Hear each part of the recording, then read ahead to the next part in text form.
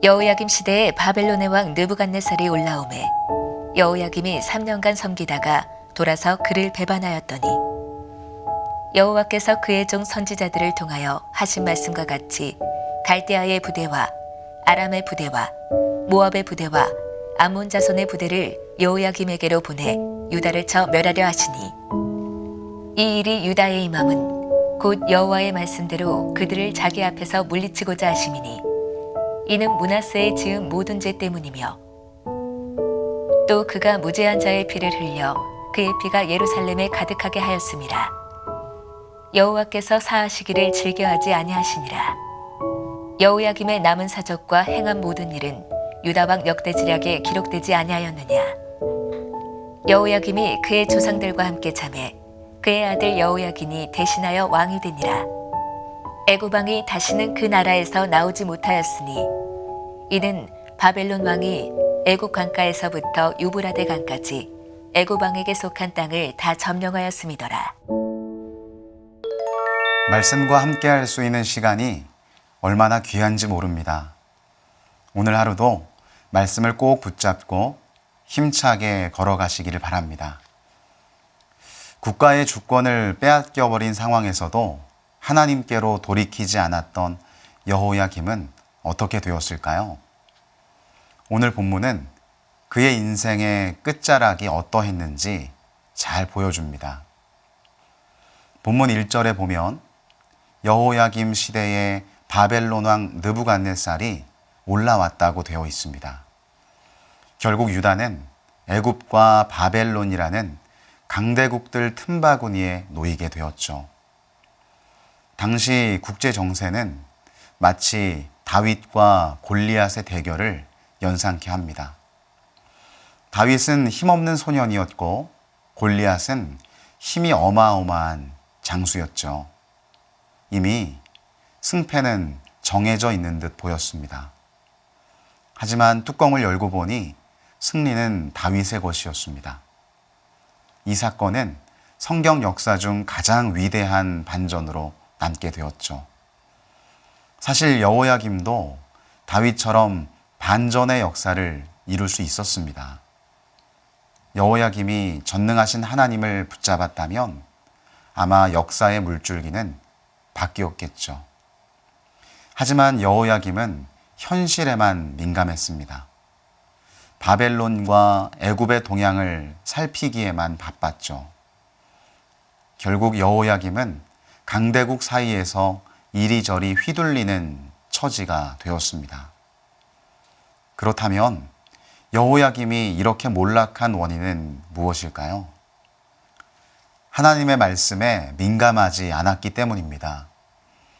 하나님께서는 여호야김에게 선지자 예레미야를 보내셨고 강력한 심판의 메시지를 전달하셨습니다. 보라, 내가 북쪽 모든 종족과 내 종 바벨론의 왕 느부갓네살을 불러다가 이 땅과 그 주민과 사방 모든 나라를 쳐서 진멸하여 그들을 놀램과 비웃음거리가 되게 하며 땅으로 영원한 폐허가 되게 할 것이라. 여호와의 말씀이니라. 여호야김을 향한 하나님의 경고는 매우 구체적이었습니다. 심판의 도구로 바벨론 왕 느부갓네살을 사용할 것이라고 명확히 말씀하셨죠. 여호야김이 이 말씀을 마음에 받았다면 그는 당장 옷을 찢고 엎드려야 했습니다. 요나의 선포를 듣고 니느웨의 왕과 백성들이 어떻게 반응했습니까? 왕은 왕복을 벗고 굵은 베옷을 입은 후 제 위에 앉았습니다. 백성들도 금식을 선포하고 하나님께 부르짖기 시작했죠. 이때 어떠한 일이 일어났습니까?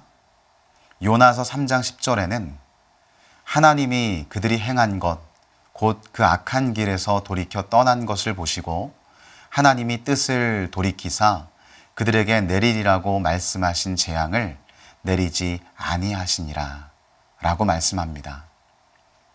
하나님은 자신의 뜻을 돌이키셨고 악한 길에서 돌아온 그들에게 재앙을 내리지 않으셨습니다.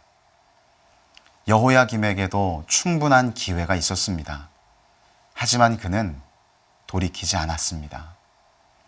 예레미야를 통해 선포된 심판의 내용이 구체적으로 성취되고 있는 모습을 목도하면서도 그는 깨닫지 못했습니다. 하나님의 말씀을 무시하고 자신의 생각과 방법만을 쫓아 아등바등하는 여호야김. 그를 향한 하나님의 마음은 점점 더 강하게 얼어붙고 말았습니다. 사랑하는 성도 여러분, 여호야김의 모습이 누구와 닮았습니까? 바로 나입니다. 말씀을 무시하고 완고한 마음을 버리지 못했던 여호야김은 거울 속에 비춰진 내 모습인 듯 합니다. 그럼에도 불구하고 하나님은 오늘도 우리에게 말씀하십니다.